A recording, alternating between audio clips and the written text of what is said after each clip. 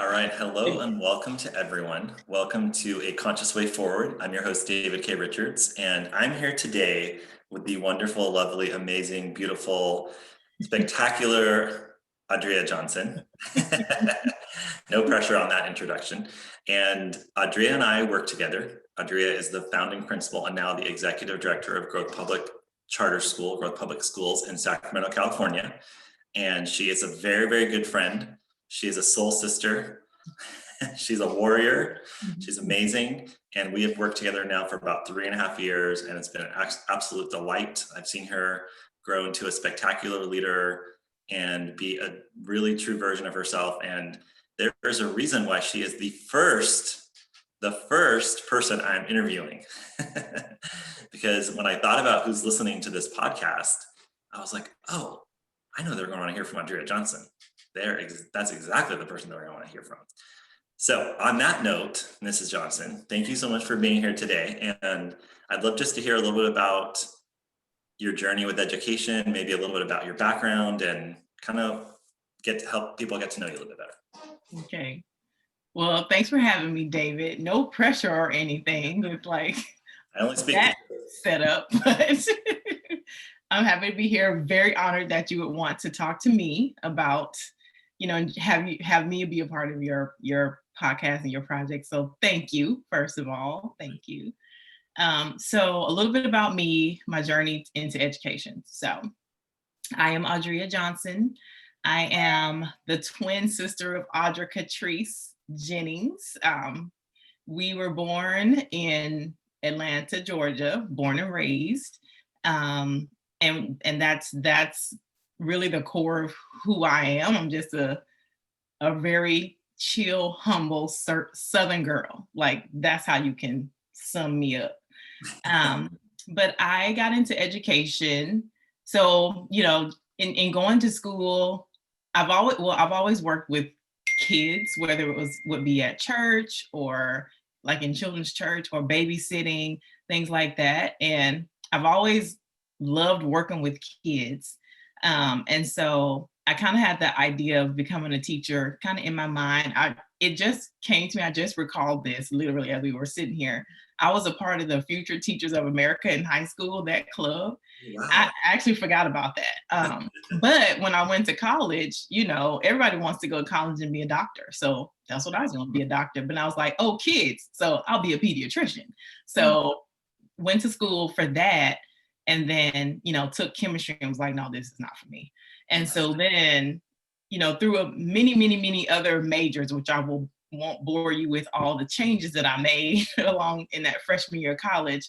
I was sitting with my mom one day and she was like, Audria, a teacher, why don't you just be a teacher? And I was like, oh yeah, I forgot I love teaching. So, and then the rest is history. So went through school, back home in Georgia at my college. We were able to get your degree in education at that time. So my bachelor's degree is actually in early childhood education.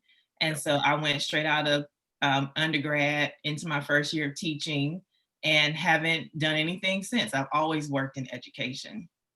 Taught in Georgia. Well, it was just like a pivotal time in life because right around the time we graduated from college, a year later got married. So it was like graduate college, first year of teaching, first year, then got married that second year out of, at the end of the first year of teaching.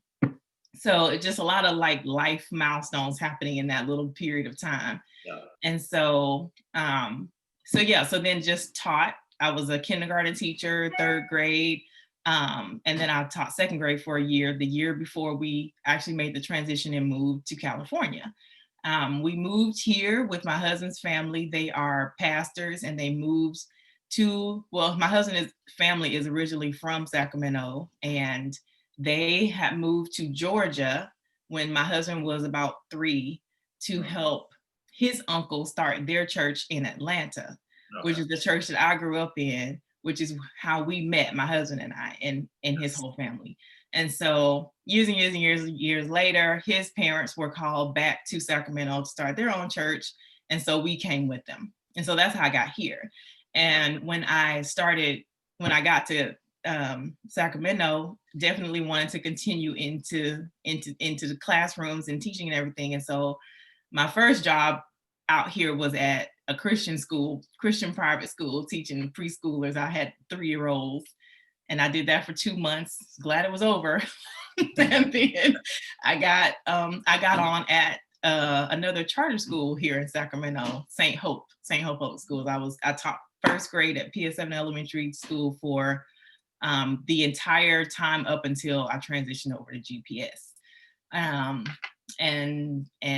I did a couple of roles at PS7. I obviously taught first grade. I was also the principal for a couple of years, and then I had my second son, and so I transitioned into a lesser role of instructional coach, just because, new mommy, principal, I just wasn't trying to juggle all that. Yeah. And so went to be an instructional coach, and then back to teaching, and then GPS happened, and then that brings us to the present. So yes. Did that answer your question? It was a very long. No, it makes a lot of sense. And it's really, I know that you moved here with a really young child. How old was your son when you moved to Sacramento? Yeah, Daryl was 2. Well, he wasn't 2 yet, actually. He was 2 weeks from his second birthday when he and I moved out here. And then my husband came 2 months later. So me and my little 23-month-old son, hopped on a plane, flew out here. We were staying with my husband's aunt for a few months until he got here a couple months later. And then, we got an apartment and everything. But yeah, it was a lot having to, just like uproot your life. I've only ever lived in Georgia, only ever known, Southern hospitality, the Bible Belt, all of that, all of tornadoes, all of those things. And to just kind of change and just uproot and move alone at first, because my son and I were the first 2 to make the move out here. My husband and then his family came a few months later. So that in itself was another podcast. We should talk about that on another one. Yeah. Yes. And so when you ended up at St. Hope, you had been teaching for a handful of years in a traditional public school in Georgia. Is that correct? Right. District schools. Mm-hmm. A district school. Okay. And so when you landed at St. Hope, what was the reason that you chose that job? Was it because you were really connected to the mission, or was it because you needed a job, or a little bit of both, or what was the story there? Yeah. Hold on a second. Sorry. Yes. Okay. Thank you. Homeschool. Homeschool. Can you do me a favor too, while we're at it? Can you turn off your cell phone and any other I think I forgot to tell you. But. Yeah, it's off. Did you hear something beep? I don't know if it was me or you, but I turned it off. My cell phone's off. Okay, great. Yeah. Okay. Yeah. So St. Hope. Why St. Hope? Yeah. Well, one, I was really intrigued by the mission of, all kids go to college. Also, just that it was for Black children by a Black founder, that was really intriguing to me, because again, coming from Georgia, where everybody in my world was Black, and then coming to Sacramento, and it was quite the opposite of that. Like, very hard to find someone who looked like me, especially in the schools. Yeah. And so that was really, and I actually got connected to St. Hope through a family member. So my husband's uncle's friend was one of the founding members of St. Hope, period. And she's such a wonderful lady, like one of my mentors. And she connected me with Mr. Pagani, who's actually now our board chair. And then it was definitely meant to be, I would say. Yes. And just for people that don't know St. Hope, can you give a quick summary, who was it founded by? Oh, right. So St. Hope, the founder is Kevin Johnson. He was formerly the mayor of Sac. Now I don't know the team.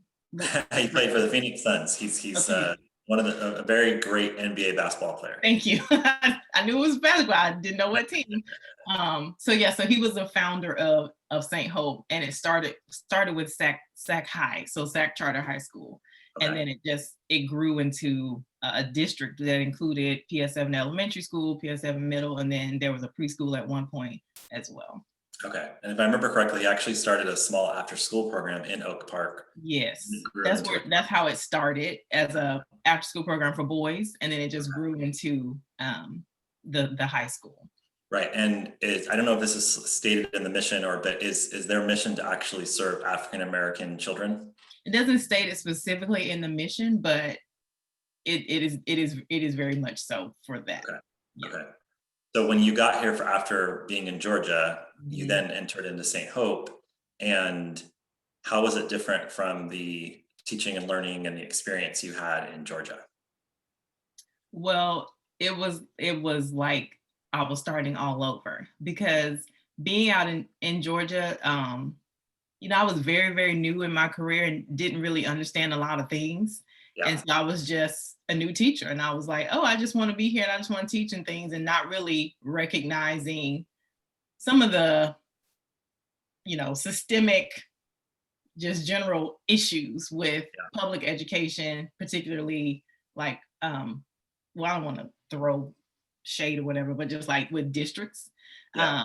I remember going to one of the like summer orientations and being like bombarded by like union reps. And I didn't understand what they wanted from me. And then I was, I didn't really know anybody. So I didn't know like, what is this all about? Like, what do they want me to do? Pay dues? And what is it for? So, but I just knew that it felt weird and I didn't understand it. And then when I got out here, there was never any talk of that. It was always, always, always just about the kids. And that really drew me in, because I feel like that's what education in schools should be about. It should be about the kids first and foremost, and not like how teachers can be protected from like really doing the job of serving kids. Right. So. Right. And you're very intuitive and all heart.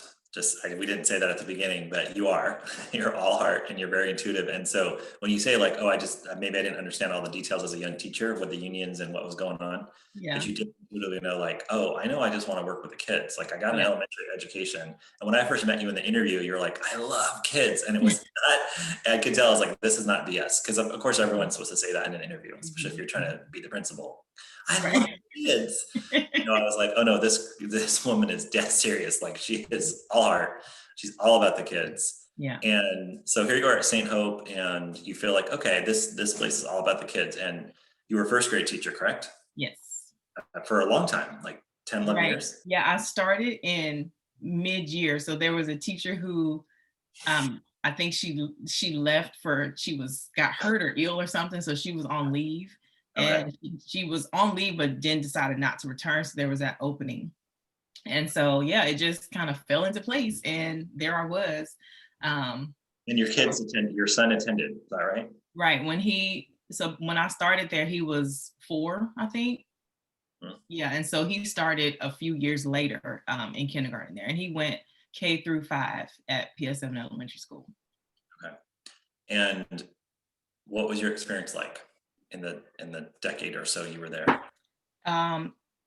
It was amazing. Like I finally felt like another kind of big thing for me in terms of why I chose education is because I just have always wanted to be a part of something that was bigger than me. I don't know why I'm getting emotional.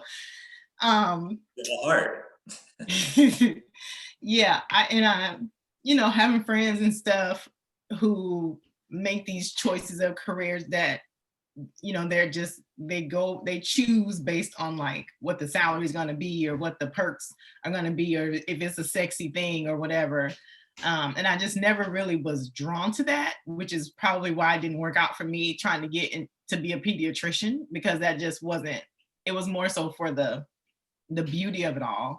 Yeah. So anyway, I've always really just had this desire to just be a part of something that was bigger than me and that I could like really have an impact in. And I Yes. knew that, working with kids, like what better way to make an impact than like putting your stamp on a child in their progress of learning. Yes. So I don't remember what your question was. What did That's you fine. say? No, you answered it. It was really about like, what was your experience like at St. Hope? Oh, And right. Yeah. before So you it get was to it was awesome because I felt like I was home. Like I felt like I had found a family. I felt like because my family was back in Georgia, and don't get me wrong, like I do have family here. But it was, again, with going back to that, like wanting to be a part of something that's bigger than me, that includes like where you work. Like I wanted to feel connected and like that I was important and that I was valued and that like my work was making a difference and it was appreciated. And I definitely felt that at PS7. I think largely, and this became sort of a challenge for me as I stayed in was, um, yeah, like I said, St. Hope PS7 was for black children, and so I was finally able to like be with my own, and at the time when I started, I believe aside from the lady who connected me, Miss Burks, I think I was one of the only black staff members. And so when you have a black teacher and then you have these black families and kids, they all want the black teacher. So I can remember like standing outside my classroom and like seeing the kindergarten parents go down to the classroom to pick up their kids or drop them off in the mornings, and they would just see me and then automatically want their kid to be in my class. And they didn't know anything about me. They didn't know if I was in there beating kids over the head with a stick or if I was like a horrible teacher or anything, but they would see me and know that like I would be able to like connect and understand. And it was really, really nice to have that feeling of connection. But then at the same time, it became a little bit burdensome because then it's just like one, people have these expectations of me and I have to be sure that I like live up to it. And if I make a mistake, then oh no, she's wrong. She didn't meet my high bar.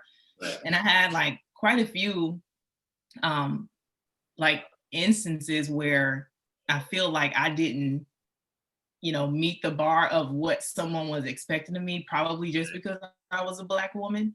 Right. And it didn't, it kind of turned sour. Yeah.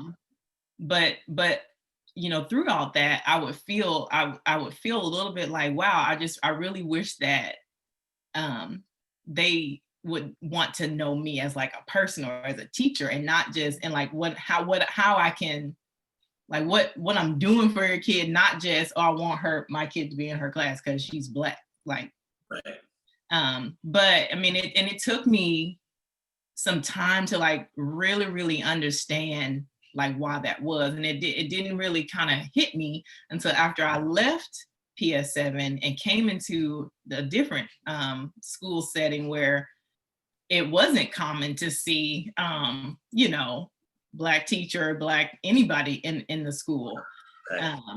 Yeah, I feel like it was like multi-layered. So Yeah. Well, and I know about 10 years ago, the statistic was that 93% of all teachers that graduate from teacher school are white. Yeah. 3%. And I know that number is probably like 90 now. I don't know the exact number, but I'm sure it's gone down a little bit. So what do you think? Why do you think parents are, I mean, I have of course my own theories, but I want to ask you, why do you think parents really were like, oh, I want the black teacher being at a school that's like, was it like 99% African American? Yeah, because they knew what I didn't know. And I say that what I mean is they understood like what it meant to have someone like them, in their child's life and supporting their education, meaning they understood like what the systemic things were, maybe from their own, experience in schools, maybe from another sibling or that same child in a different environment, or even with a different teacher in the same environment. Whereas for me, I didn't really understand it because back home, everybody's black.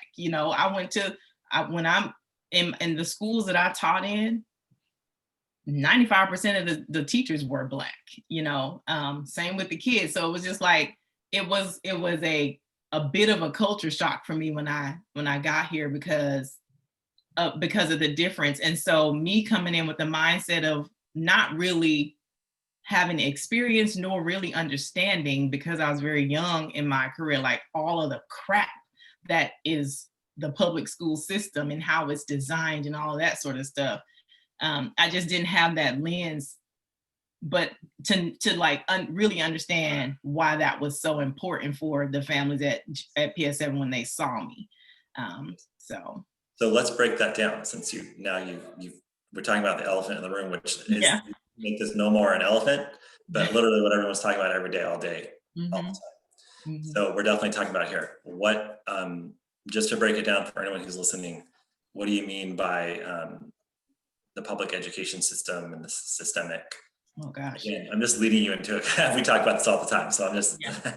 Well, I remember a couple years ago, you and we went to one of the retreats for new schools, and I was in a workshop, and I can't remember the title, but I will never forget one of the slides that they showed, and I had never seen it before. Honestly, I'd never seen it before, but it was, in a nutshell, it was Thomas Jefferson's like quote, I guess, from 1770 something, about how the education system was built. And basically it was like, it's going to be a 2-track system, one for the ones that are able and can do things, and then one for the who for the rubbish, basically, like the haves and the have-nots. And so the have side is going to, be where quality education is, and people really tuning in and accept all the things that you would expect from a quality school experience.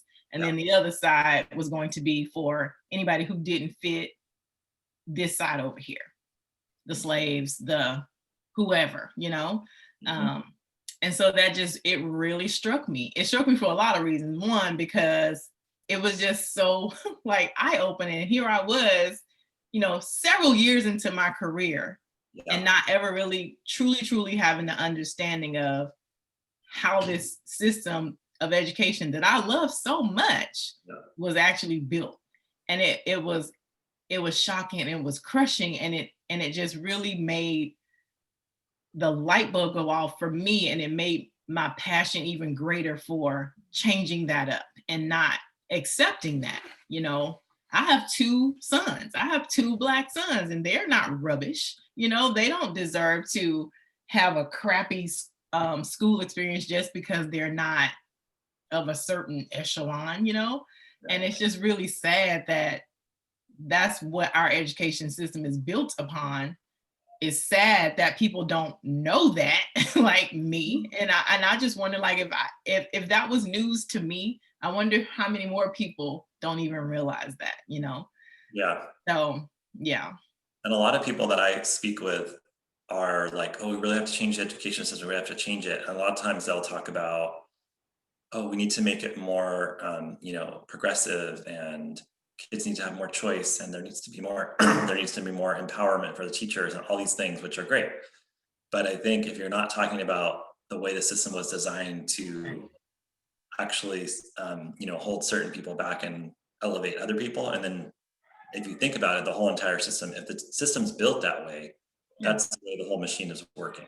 Right. And so places like St. Hope are created to say, like, oh, we're going to try and do this differently, because the system, this big machine, is actually trying to, and you can look at the data. So I know Margaret Fortune in the state of California has been doing a lot of work around, look at the data of African-American children, especially boys, in the state of California, and you can see that there's a massive problem here. So if you're not willing to admit systemic racism, and you need some facts, some basic facts, then you can just look at real basic facts. And it's across income levels too. Like when you really break down the data, it's not necessarily, well, it's because, they're low income or whatever, but it's really a problem. And so what I love about you, though, is that you say, oh, I'm not really sure if I understand it, but I know you're a woman of faith. I know you're you take the cues from God, and here you are going to St. Hope, Yeah. not really understanding what you were doing, but you really maybe didn't know it, but you Yeah. knew it.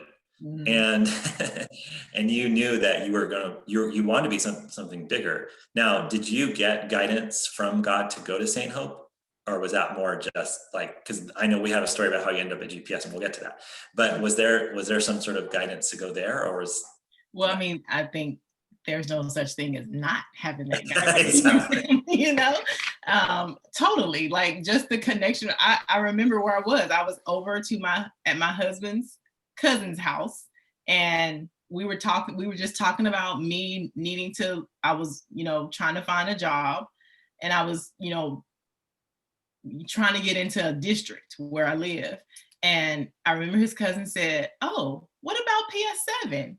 And then this cousin of mine, she knows everybody, and so she was like, "Let me call Patty," and she just called her, and then it just was it just rolled from there, So definitely, I mean, it was absolutely ordained. And one of the courses that I'm running right now is really about following those voices, the whisper, the words from God, whatever you want to call it, like following that and really not thinking about it. Yeah. And the reason I was like, oh, she's a perfect first guest for so many reasons is because you just you check off all the boxes. Because the way we met is obviously you applied for the job with GPS. And just for the listeners that don't know, GPS was totally just given to me the name. So it was going to be Growth. I don't know if I've ever told you this, Audria, but it was going to be Growth Charter School Academy. And then, well, the word growth it was like, oh, it has to be something about growth and learning or whatever. And it's not, this is going to be like a new version of education. And then and then I wrote down, just without thinking, I wrote Growth Charter Academy. I had to write a proposal for a funder, and they wanted it like the next morning. And I was so busy in my day job that I was like, I don't know. And I just wrote it down. Excuse me. And then my wife said to me, oh, it has to be something with growth. Like that's intuition's telling me. And then the next morning I woke up and I was like, oh, Growth Public Schools. And then I didn't realize I had actually put together GPS until like a week later when one of my friends goes, oh, that was clever. GPS, Growth Public Schools. And I was like, oh yeah. And then when I really sat with it and kind of went inward and was like, why did I name it that? And I was like, oh, because we believe that every single child has an inner GPS and there's a guidance system they're following.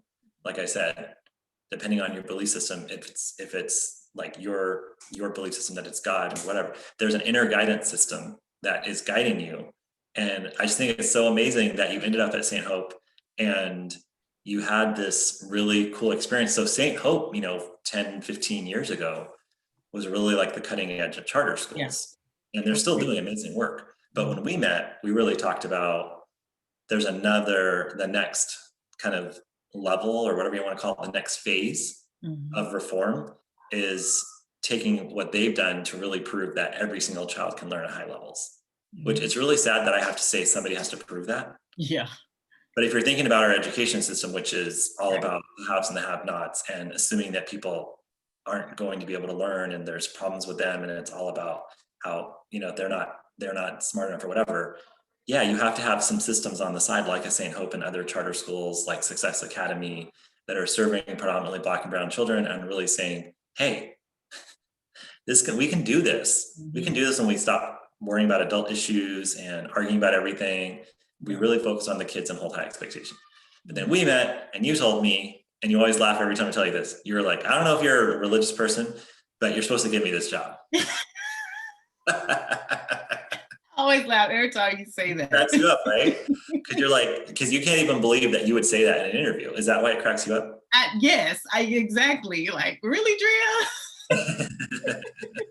What I love about this as part of the story is clearly you were guided to go to this interview. The way we met was very random, and the funny full circle things. My friend and I always talk about. Not random, but go ahead. Not random. Sorry, the full circle. That was not random. The full circle was that Harinder Pagani, who connected me to you, is now the chairman of our board, which is so cool. But full circle was, I had just met. I was literally trying to talk to everybody in Sacramento that would talk to me that was in the education space, and he said, oh, I said, do you know anybody that might be interested in being a principal? And he's like, oh, I know 2 people. And he gave me your name and one other person's name. And then here I am meeting with you at a coffee shop. And this nice girl from the South who has been taught that she's not supposed to, say certain things to certain people, Yeah. just went for it. Yeah. And why'd you go for it in that moment? Do you even remember? I just felt like it was right. I did. Yeah, I just felt like it was right. And And that's literally, honestly, like I've had encounters with like white men Mhm. where I felt extremely like, no, I can't talk to this guy. Like, or, like, oh, he's scary, Right. But I never got that from you, like ever. And it just felt right. Yeah. Like you felt like you could just be honest in that moment. And I think this is literally what I'm trying to teach everybody through this podcast is to whenever you get the intuitive tug or the call from God is to don't think about Yeah. it. Just do it. Yeah. Just do it. Okay. So you're at St. Hope and you're really connected to the mission. Mhm. You're one of the few Black teachers in a largely Black student population. Mhm. You know that you're part of something bigger. And then you are a principal for a little bit, then you have your second child. And now here you are, you go through a principal training program, Yeah. an administrative credential program, but Mr. Pagani is leading. So he's always involved somehow. And then you end up on the phone with me. So what was the reason for wanting to try something different? And Yeah. So, yes, have been at PS7 for a while, have been teaching for a long time, counting PS7 plus my years back home in Georgia. I taught for like 5 years there. And so I had gotten to that point where it was just time for something new. Like teaching it was just too easy. Like I don't even have to think about it, and I wanted a challenge. And so that spurred me to, launch into the administrative services credential for potentially like getting out of the classroom and more in a leadership role, but like much more prepared. So that was one thing that was happening. And then, just while I was definitely absolutely invested and bought into the mission of St. Hope and PS7, I just started to notice that something was changing, and I couldn't really actually put my finger on it. But so my older son, he attended St. PS7 through 5th grade, and I just noticed right around like 3rd grade, 4th-ish, he just really kind of turned off from liking school. It was boring, and we just get in trouble all the time. We're always getting fussed at. We can't do this, we can't do that. All we get to do is math and reading. And he was really like it, starting to develop this creative side where he liked to draw and things, but it wasn't fostered there really. It was more so mainly about the scores, the scores, the scores, the test, the test, the test.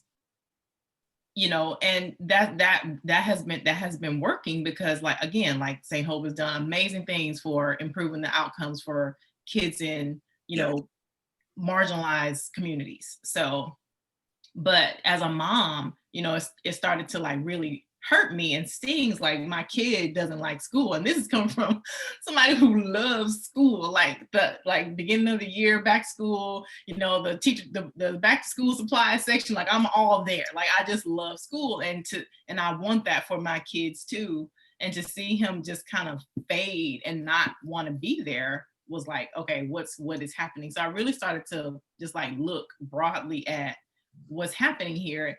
And as I started to do that, I just noticed everywhere, even with my own students, my own 1st graders, that there was just a piece that was missing for them. And it was like that heart piece. Like, do they feel loved and cared for? Like, how are they emotionally? Like, how are we developing that their social emotional part of them? It's more to it.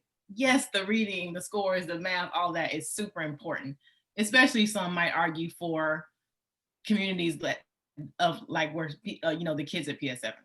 yeah, But the world is changing, and yes, those skills are important, but there's other ones too that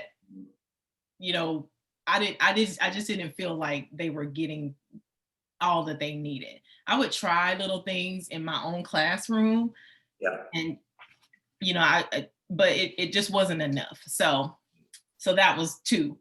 And then 3, I just really started to kind of really pay attention to how the dynamic of the organization was changing. Yeah. And that, yeah, it just, if it, and I don't want to, like, I don't want to say too much, but I just didn't agree with some of the Yeah. decisions and things like that. So, Yeah. Well, and what's so once again, I want to remind you and everyone who's listening that you do understand, because what you do is you feel into mhm, what's going on. And mhm, so when you first got to St. Hope PS7, you were like, oh, I'm feeling this because it was, whatever the year was and what was going on in the world. And you're like, because if you think about it from a real simple systemic perspective, we live in a racist society that is a white supremacist, white dominant culture, whatever language you want to say. mhm. And so if you're trying to create a charter school for predominantly Black children, if you don't have really good scores, all the white people sitting in places of power are going to write you off.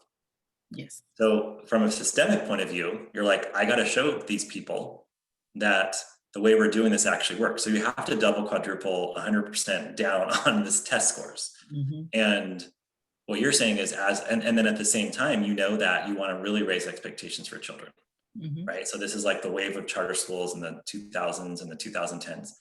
So it's amazing work. It's beautiful work. But at some point, the universe, the world, whatever, is evolving.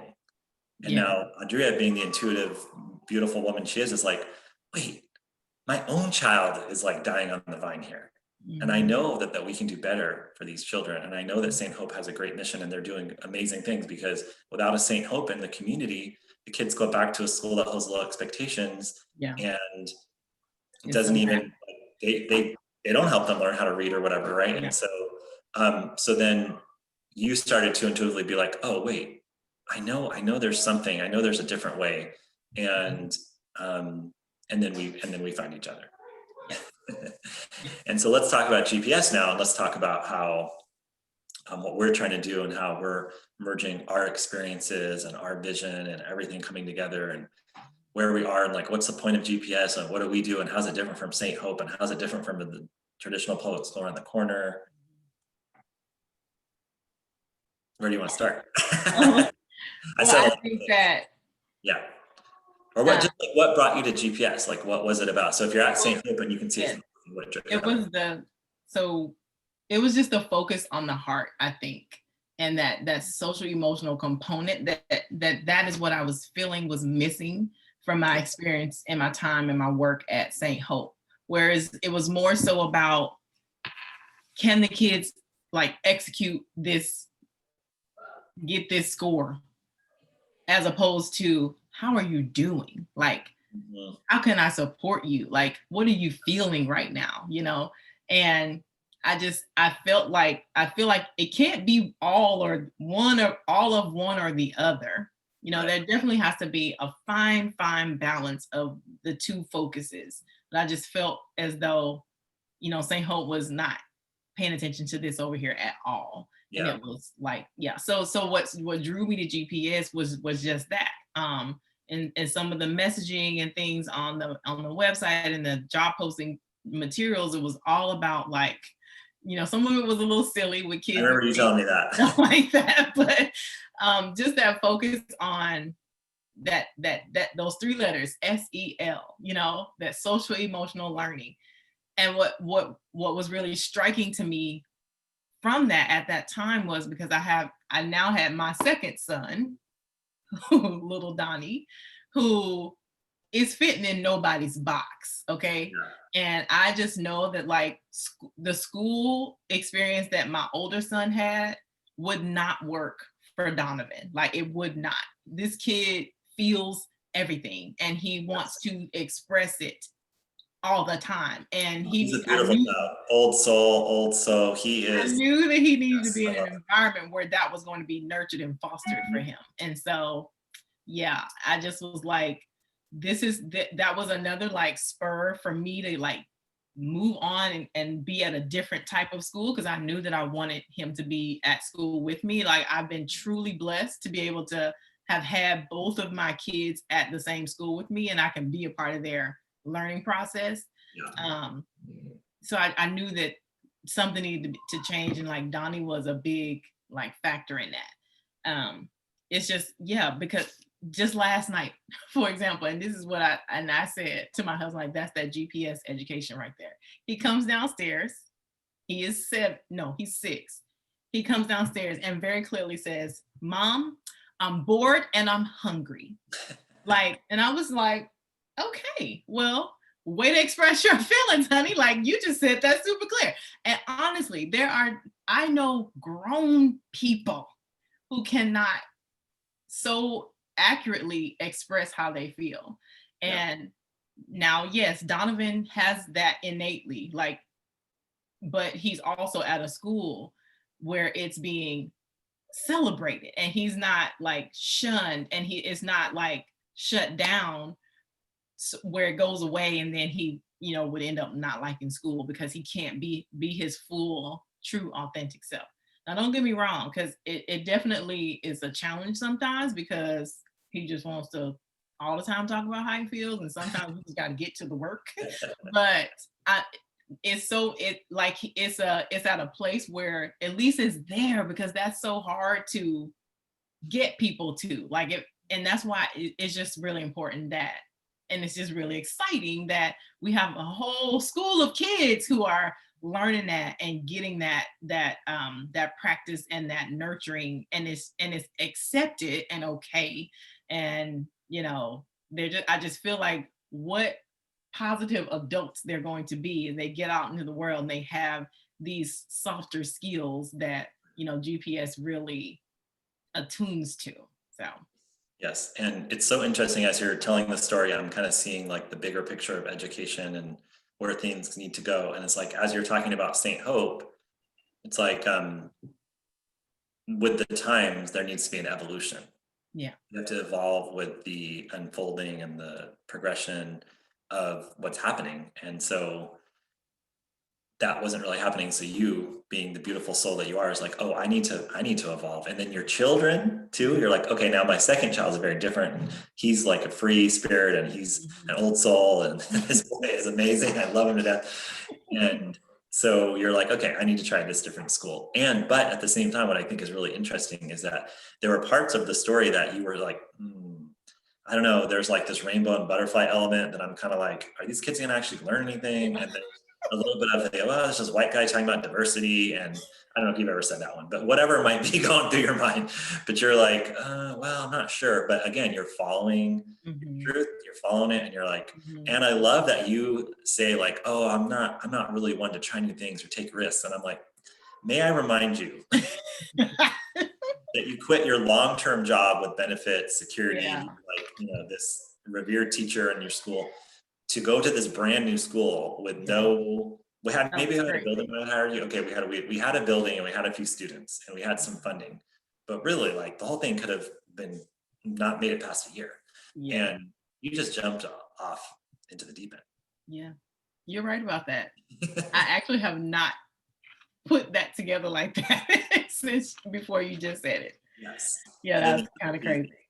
yeah, it's crazy. And then the other piece that's really interesting about the story is that if you think about the system that we're operating in, is that so St. Hope creates something to prove that we can do this differently, especially for the most marginalized communities. But at the same time, they're working within the same construct of the Right. system, Mm-hmm. which is about test scores and it's about factory Mm-hmm. model and all that. Mm-hmm. So what you know as the intuitive genius you are is that, wait, there has to be a way that we can teach kids to be really good in academics and do well in academics. And we can, but we got to start with the heart. Yeah. It's got to be heart centered. And this generation, you look at the millennials, they're already at another level than where our generation was. Well, I know you're a little bit younger. I like to say you're about my age, but where the millennials are already taking this to another level. And so our children, my daughter's 7, Donnie's what, 6? 6. Your son's a teenager, like they're not gonna have any of this factory model stuff. Like Yeah. they're not in the mood for this. So the purpose of GPS is really to be all about the heart, while also figuring out how do we really empower teachers, empower kids, empower families, and again, similar to St. Hope, show that there's a different way to do this, but actually doing it in the least factory model version that we can come up with. Mm-hmm. So tell us about some of the things that you love about GPS at this moment. We are in our fourth year, kindergarten, transitional kindergarten, which in California, that means that you were born like September to Yeah, December. 2 months, Not really 3 months preschool. too early for kindergarten. So yeah. But yeah, so you do like 2 years of kindergarten, but basically we're kindergarten, because when I say that to people out of California, they think that we have a preschool. Yeah. So kindergarten through 8th grade ultimately, but currently we are kindergarten through 4th grade distance learning. Mm. And yeah, so what are things you're loving about GPS and things that you think that is really working with the mission and the vision that we set out? Mhm. Well, one, I would start with definitely that heart-centered focus, heart-centered and student-centered. That is not all about like what the adults need, but it's really about how can we adjust to serve the kids best. And so I really appreciate that part. And also like the second thing would be just the diversity.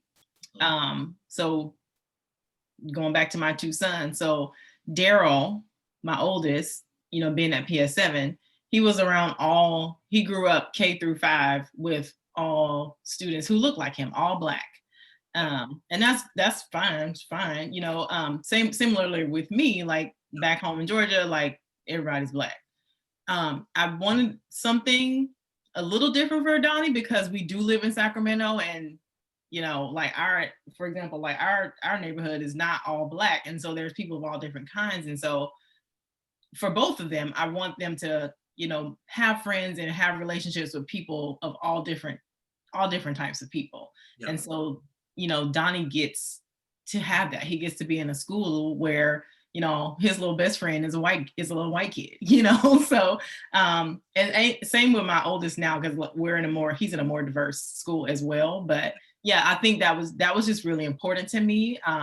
Just going back to my own schooling and upbringing where everybody was the same. And I just think there's so much beauty and power in what you can learn from being around others, people who are not like you. Because like I said, my experience really left me with a narrow kind of view of I wouldn't say the world, well, maybe the world. It left me because I wasn't not able to see like these different perspectives. Like, for example, the thing about the Thomas Jefferson, like if you're in a Black school in Black, you don't talk about that because you own it, so it just really, I feel like I could have been probably more aware than I have been open, going through my school in the early parts of my career.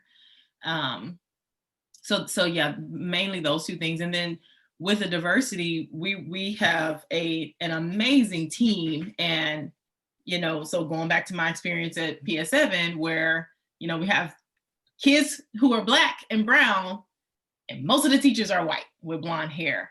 And it just got to a point where it's just like, what is this? What are they learning? Like how are they seeing what they can do? And so at GPS, one of the things that I'm really proud of is that we have a super diverse team where we basically match the kids. We're about 50-50 at this point, white and people of color. And so for the kids to be able to like have a teacher or have another adult in the building with a different like life's experience from them, like how much more are they going to learn? So there's many other things. I also love the newness of it and the flexibility that we have to try new things, and doesn't work, try something else. Like just that innovative nature. Yeah. Lots of schools, as we know, particularly public ones, are very rigid and structured in like what they're allowed to do and try and all that sort of stuff. But we have that flexibility to really like use our smarts about what we know to be best for kids and implement in that way. So And the intent of the charter law in the state of California was to be an incubator for innovation and really allow the public charter schools that receive public funds to show how you can do things differently. And so we have project-based learning. We have a kind of our style of like personalized Montessori learning. We have a real commitment to SEL, and it's not social emotional learning, and it's not like, oh, let's get a boxed curriculum and put it, 10 minutes a day. It's like it's the heart of everything we do. And what's the kind of sentence for our mantra this year about relationships and learning? Oh, yes. Learning happens through our relationships with others. Yes. That's borrowed from our friends at Valor, who where we're implementing their SEO model, the compass and circle. Mhm. And that would be like my other favorite thing about GPS. Let's talk about me for a second. So like growing up, I've always been like a what I have been called sensitive, person all my life. Like Audria cries the drop of a dime. And I've grown to, I had grown to view that as a weakness of mine. Like I need to like learn how to suck it up and not have thicker skin and not cry so much and not let things affect me so much. But being at GPS, I've learned that that part of me is my greatest strength. And I have never been in a place where I've been actually celebrated for my vulnerability and my feelingness. I like being honest, like even in like my family, it's not seen as something that is something to be proud of, but with my work at GPS, I just feel like I get to show up at work 100% truly my authentic self. And I don't get to do that everywhere, and so, and just especially, just being a Black woman, period. Um, and just that whole notion of having to work twice as hard just to get half as far as your like white counterparts and all that kind of thing.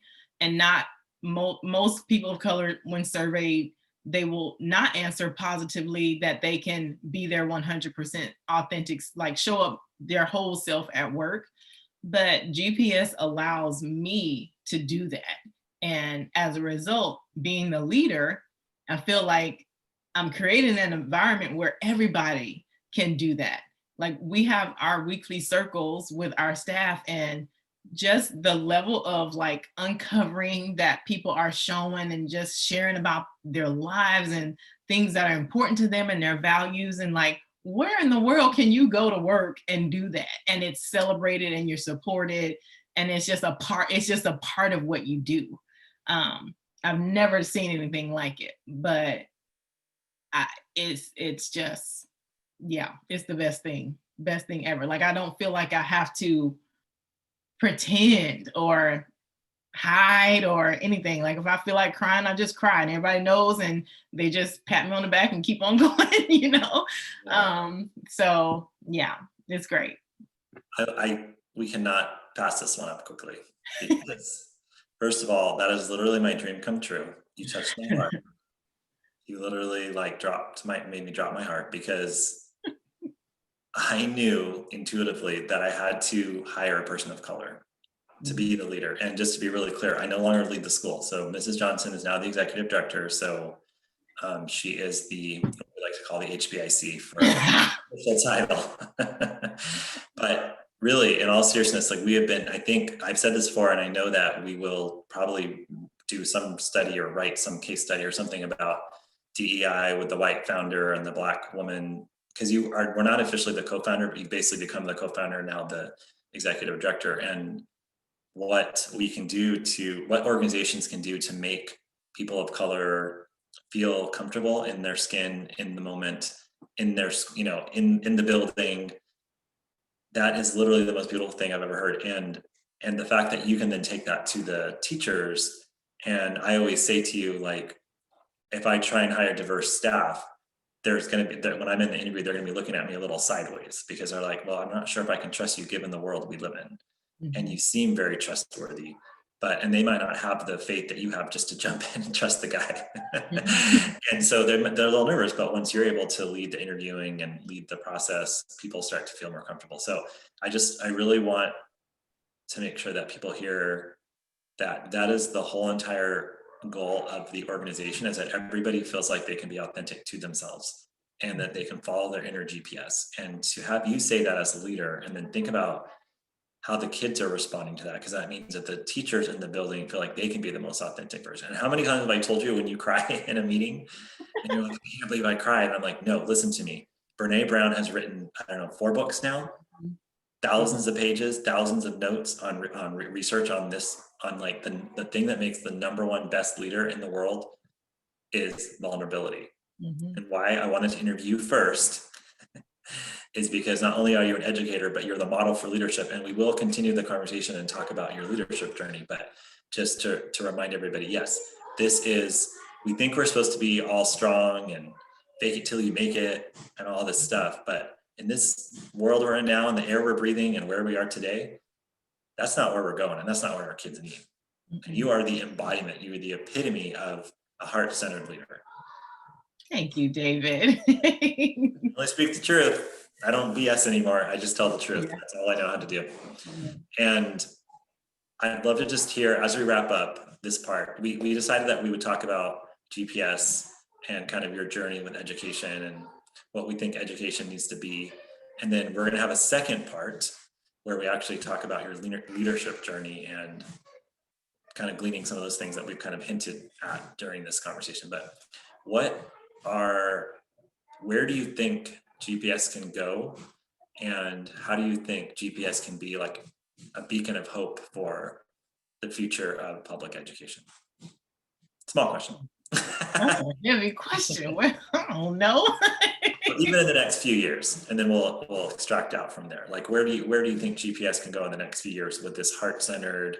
Oh, and by the way, in your answer to the previous answer, you didn't say one of the things you love about the school is the fact that it's like the most rigorous reading and writing environment in the country.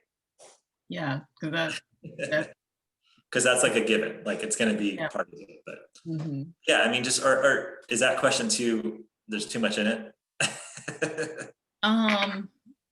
Okay, say it again. Okay, so really the question is, GPS wants to be a model of what school can look like, because we have the traditional system, which was built to have all these different layers of have and have nots to separate kids out, to kind of meet in the middle, mediocre. You have these wonderful teachers in the traditional system that just figure it out, and they're kind of working against the current and they're doing amazing things. Then you have private schools and public charter schools that are trying different ways and different things. And so here GPS is in this kind of this microcosm of this big macro cosm of what we're trying to do to create the ripple effect of change. And so I'm just curious, like, what do you see as how GPS is kind of an example of that, and where they can go in the next few years to show people that this is really possible? Well, I think it starts with just like, I feel like we're a little bit of a well-kept secret. Yes. And that's comfortable for me, because once you kind of get out there, then people have expectations of you, and you have to meet them and all that kind of stuff. Yes. But I don't know. I think that I would love for if people could take something from GPS, like schools, I would say. I mean, I think it would be just like that level of the thing that's come to me is humility. In that, it's okay to not have all the answers. It's okay to not have all the scores and the perfection that the powers that be dictate that schools need to be. Like, I would love for GPS to be the beginning of people really seeing what schools can be, and what they should be, and that kids are thriving anyway in an environment where they're not being beat over the head with their reading and math book. That was a harsh way to say that, but that there are, and I dare to say, more important things that kids should be focusing on when they're in schools. Because at the end of the day, I cannot my son is in high school, right? Yeah. And I remember doing some of the things that he is learning now when I was in school, but I can't recall it all. I can't even help him sometimes. Yeah. So like how good, like now, but you will find schools, that's what they focus on, learning the skills, doing the things, doing the math. Whereas, you know, if he's having a conflict with a peer, or if he needs to figure out how to talk to one of his teachers to, you know, explain something, then does he have those skills? Like, you know, mom can, I can help you with that. And so, you know, in schools, I just feel like it's important because in the world that we're living in, there's more to it than just, can you solve this algebraic equation quickly and Yes. show all your steps. You know, I don't know. I just feel like there's so much more. And please, world, don't hear me saying that that's not important, No. but it's not the end all be all. I feel like there's a step before that, and building that safety within a person's own, your own self, like safety within yourself, and then like safety within your like community, and to that builds up that power that you have to, you know, face conflict, or, you know, have hard conversations, or express how you feel, you know.